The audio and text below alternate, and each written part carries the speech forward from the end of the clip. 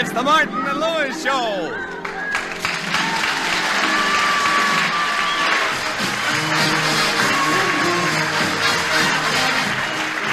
The National Broadcasting Company brings you transcribed from New York, the Martin and Lewis Show. Our guest star tonight, Peter Lorrie, and featuring Flo McMichael, Roger Price, Ed Hurley, Dick Stabile and his orchestra, and starring Dean Martin.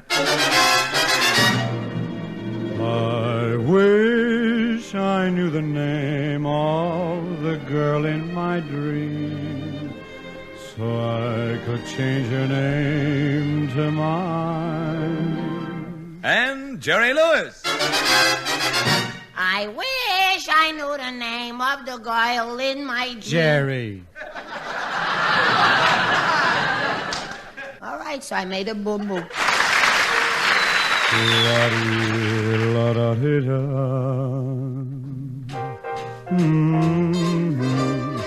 Turns a right into wrong, brightens the night, brings happiness to me. Makes me luckier than throwing a 7, takes me nearer to heaven than anyone's allowed to do. When your heart is talking, I feel like I'm walking on a cloud. Someone like you someday I'll find. Someone I can boast to. Somebody to hug while a bug in the rug to snuggle up close to. And whenever I do you know the who I'll give the most to? You pray on my mind, stay till I find someone like you. Someday I'll find someone I can boast to, somebody to hug while a bug in the rug to snuggle up close to. And whenever I do you know the who I'll give the most to? You pray on my mind, stay till I find someone like you.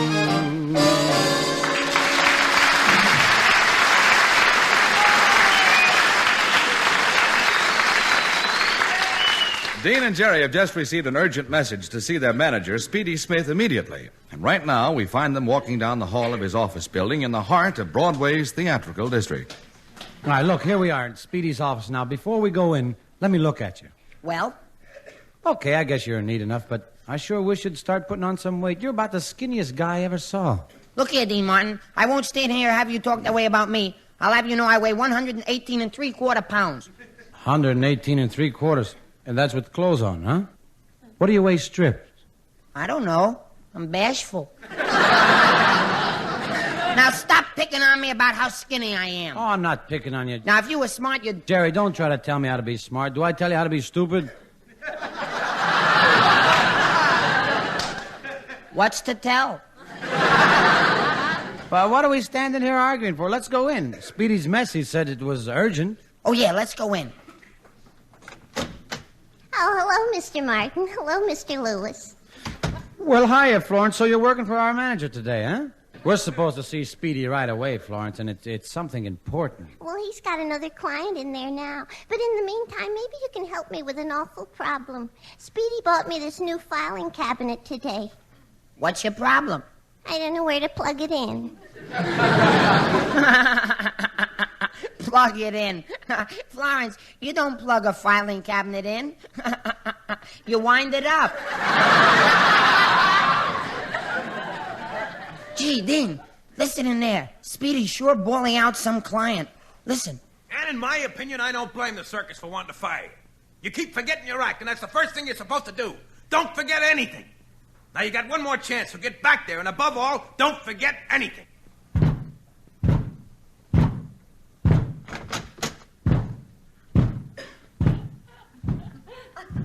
Gee, Dean, did you ever see such an unhappy-looking elephant?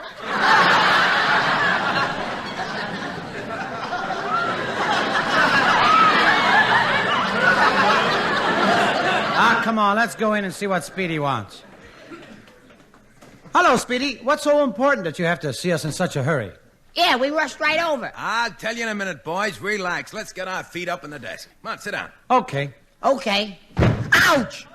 Jerry, you're supposed to sit down first, then put your feet on the desk.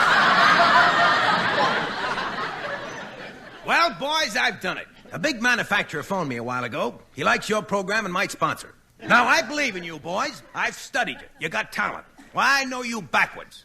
Well, come around front sometime. We got talent on that side, too. Come on now, let's get down to business, boys. Let's get down to business. Look, I want you to go out and call on this man and convince him you've got the program he needs. Get his name and address from Florence and go see him right away. Okay, let's go, Jerry.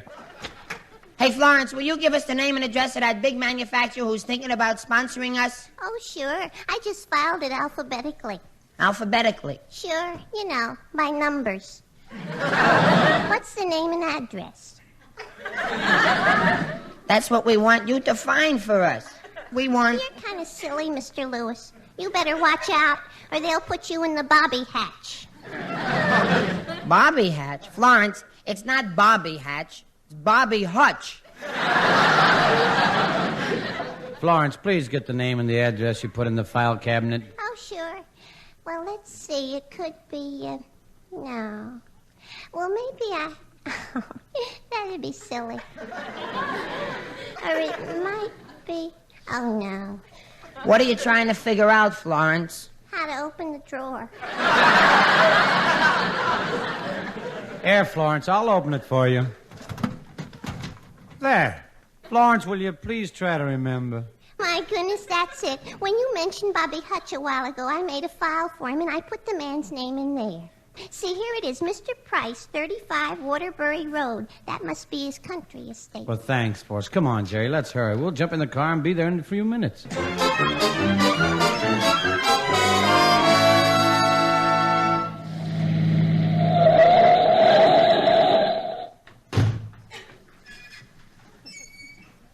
Now, Jerry, watch what you say. This Mr. Price can certainly afford to sponsor us. Hey, look over there under the trees. That must be him swinging on the hammock. Yeah, and he must be as eccentric as Speedy said. Look how he's hanging, on the bottom. Say, you must be Mr. Price because we've heard how intelligent and distinguished you are. We're Dean Martin and Jerry Lewis. Well, well.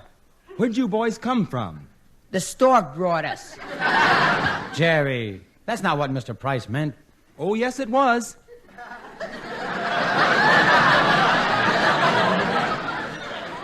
But, say, I guess your manager told you that I'd like to sponsor you.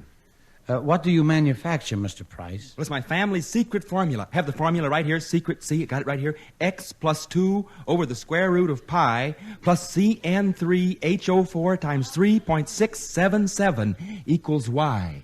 Yeah. What does the formula make? Orange marmalade. So that's your product, huh? Orange marmalade? Yes, it's wonderful. Made from 100% pure prunes. Orange marmalade made out of prunes. I wish I knew what to call it. I got it. Strawberry preserves. Good, good, good. Mr. Price, Yes? are you for real? Oh, Jerry, please excuse him, Mr. Price.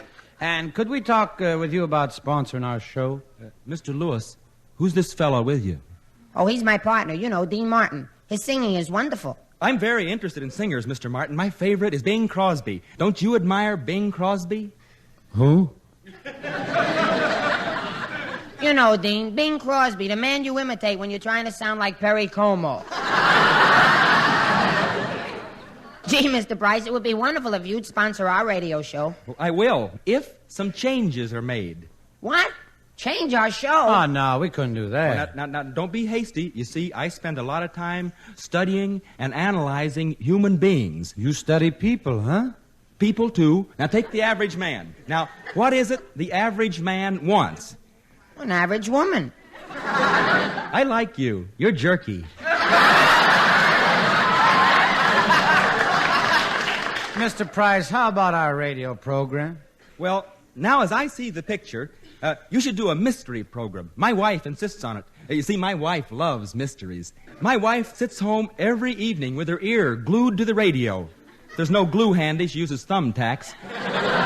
But, Mr. Price, we do a comedy show with songs. Now, I'll tell you, If you'll do a mystery program, I'll sponsor your show. But Mr. Price. My word is final. It's a mystery program or nothing.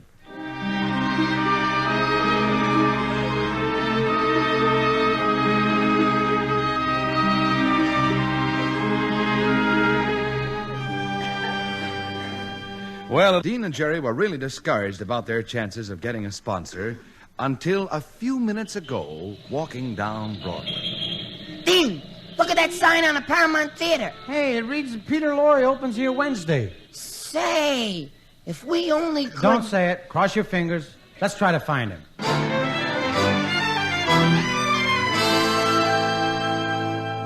Well, this is it, Jerry, the Warwick Hotel. Yeah, wouldn't it be swell if we could talk Peter Lorrie into helping us out? Then we'd have our sponsor. I only hope we can get in to see Peter Lorrie. He probably even never heard of us. Maybe not, Dean, but wait until he finds out that I'm a big fan of his. Gee, one time I took my girl to see Peter Lorrie in a picture. He was so sinister and so menacing, when I came out, I had the creeps. Well, it must have been even worse on your girl. Nah, she was a creep to start with. Well, let's go in and see Mr. Lorrie.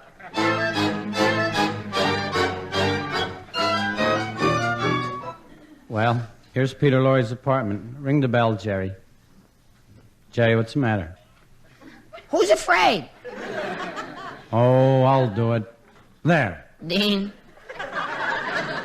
What? let's go home. Gee, Mr. Lorrie'd never help a couple of nobodies like us. Oh, come on, brace up.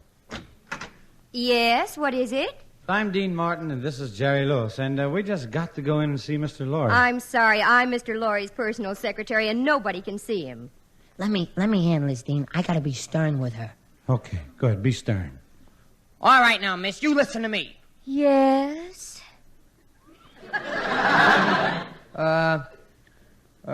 What is it?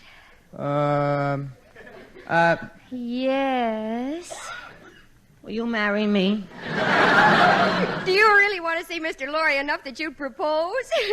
Don't laugh. If we can be engaged, I'll give you my secret corn kicks ring with the plastic glass covered compass and the secret message sender and decoder and the patented peeperscope with the atomic disintegrator attachment.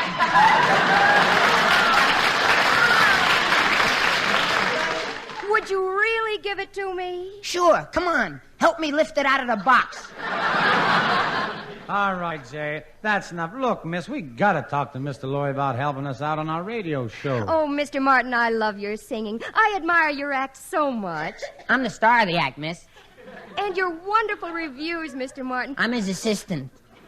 I'm Lewis. I'm on records, too. And the way the crowds come to see you at the Copacabana, Mr. Martin. I'm there, too, yep. Good old Jerry. I do a few tired funnies in between Dean's songs. And you're so appealing to women, Mr. Martin. Oh, I wish I was dead.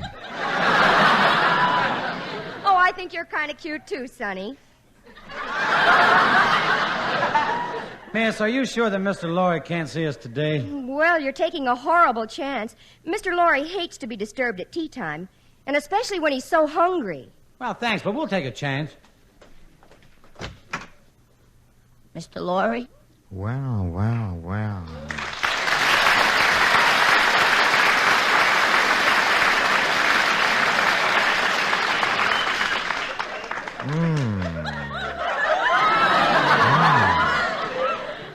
Two nice young ones. Come in.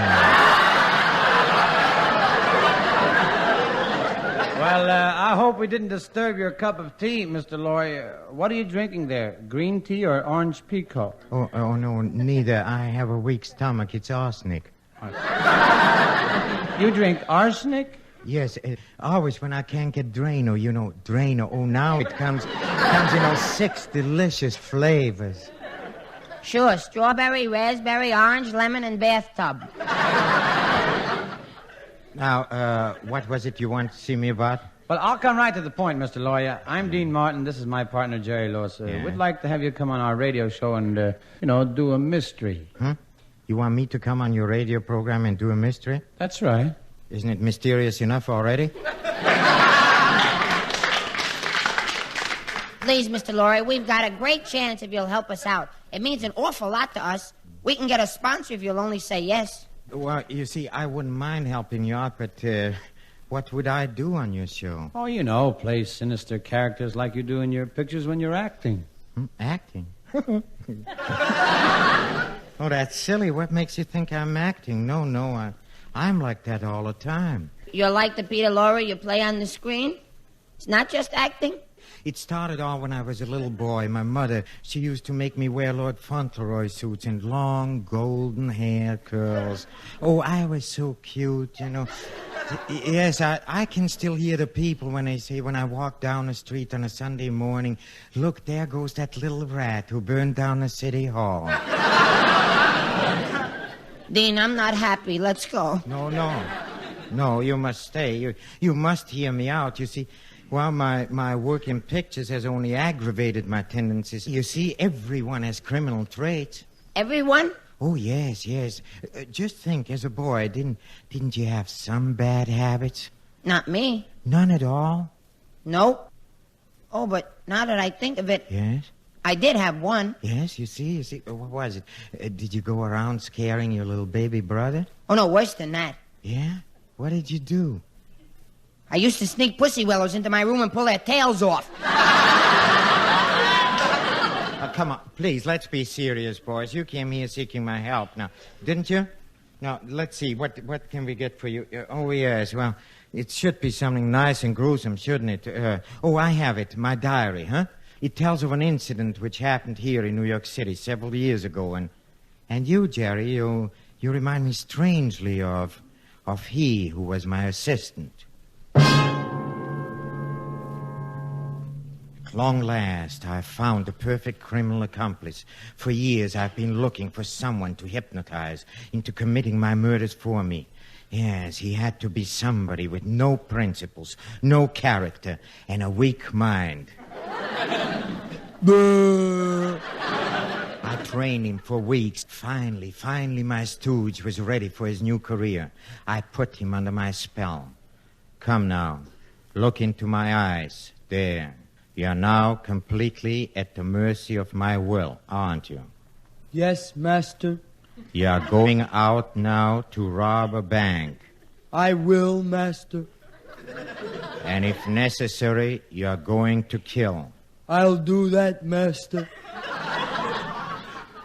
And even if you see some pretty girls, you won't mix with them. I won't mix, master.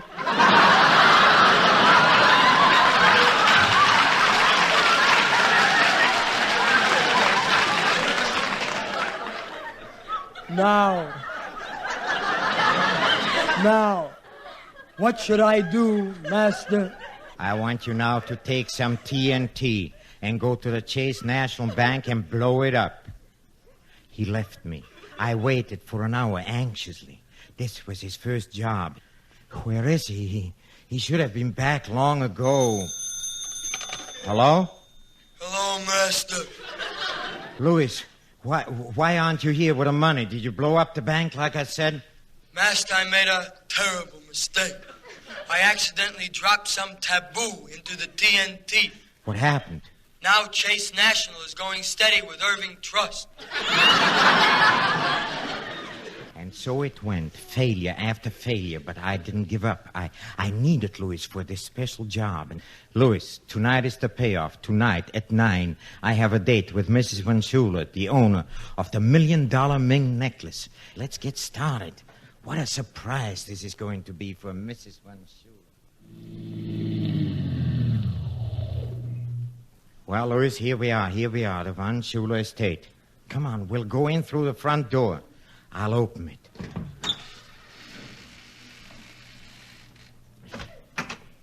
All right, you're covered. Get your hands up, both of you. Higher, higher, higher. Please, my feet are off the floor now. You, Louis, you caused this, you clumsy, stupid, blundering idiot. I taught you everything I knew because I liked you. I fed you because I liked you. I made you what you are today because I liked you. But now, I hate you. All right, if that's the way you feel, take back your fraternity pin.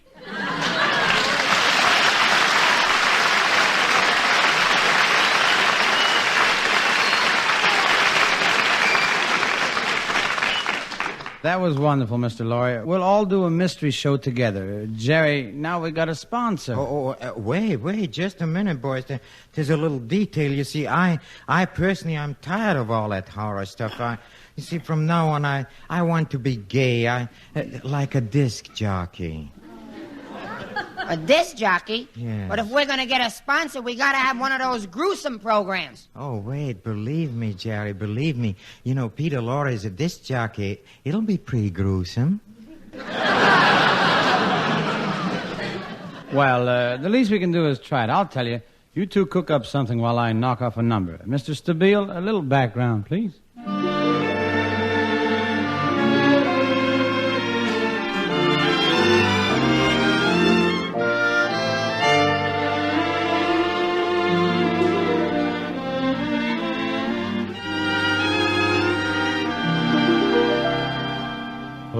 Again, this couldn't happen again. This is the once in a lifetime. This is the thrill divine. Oh, what's more, this never happened before. Though I have prayed for a lifetime that such as you would suddenly be mine, mine to hold as I'm holding you now, and yet never so near. Mine to have when the now and the here disappear.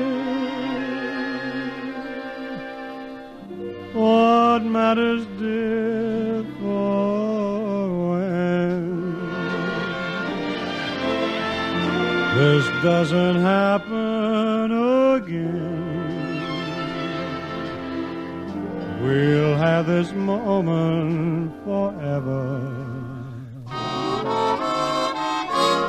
but never, never again.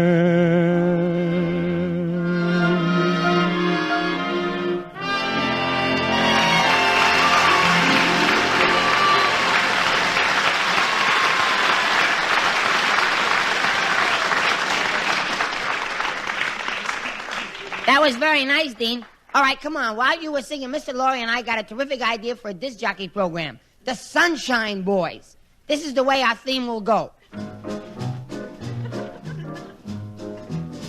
You gotta keep smiling, smiling, smiling, smiling, smiling, smiling, smiling, smiling. Smiling, smiling, smiling, smiling, smile. What did you drop out for? I forgot the words.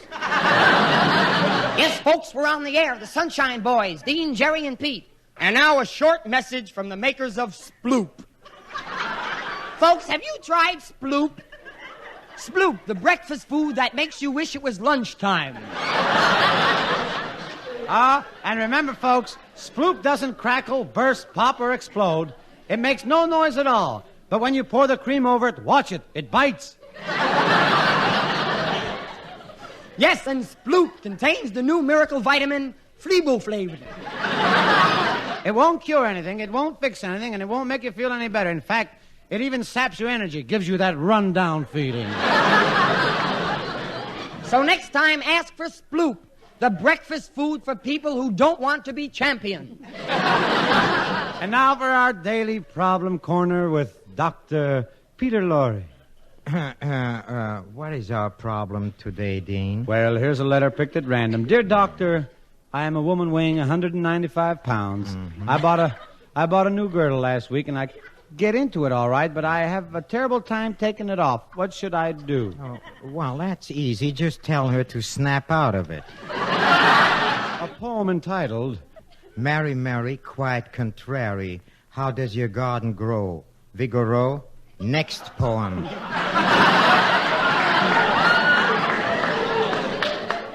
A little robin redbreast sat on my windowsill. He was a beam of sunlight as he sang his little trill. He sang so sweet and looked so gay, no one could ever hate him. He was nature's work of art. Gee, I'm sorry that I ate him. Well, folks, the next portion of the program is brought to you by the makers of Sludge Glow, the new shampoo for bald-headed men. It contains that new secret ingredient, hair. Get the large 150-gallon jar of Sludge Glow. When you get through with it, you simply fasten wheels on it, and presto, it's a new Studebaker. Well, we have a request to sing that new hillbilly tune, Drop Dead, Little Darling, Drop Dead. Hit it, Dean. Drop dead, little darling, drop dead.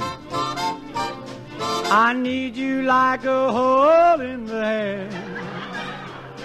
Get lost and get you gone.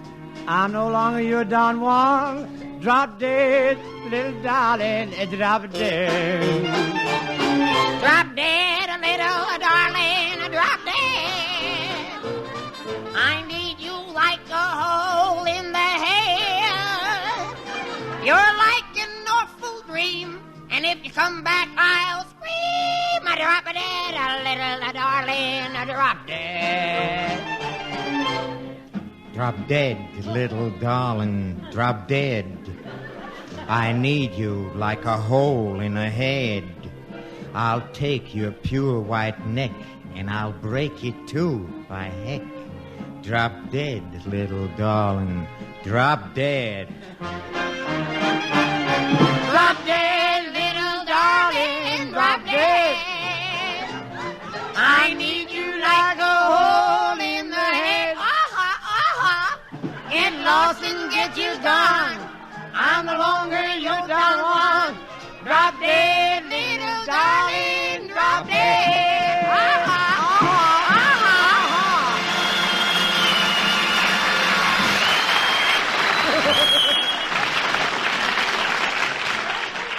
Thank you, Peter Lorrie. You were wonderful. And I hope we'll have the pleasure of working with you again soon.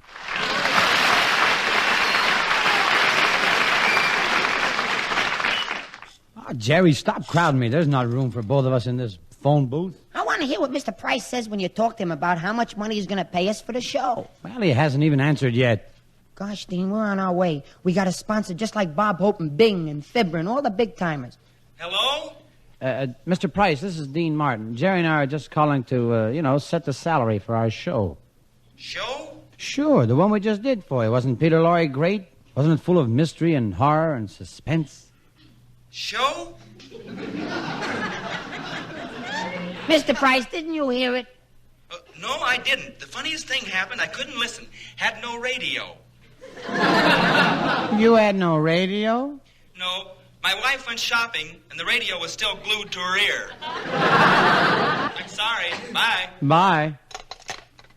Well, Jerry, we got to keep punching. Even if we haven't got a sponsor, we still got the show. Yeah, Dean. See you next week. Bye. Bye.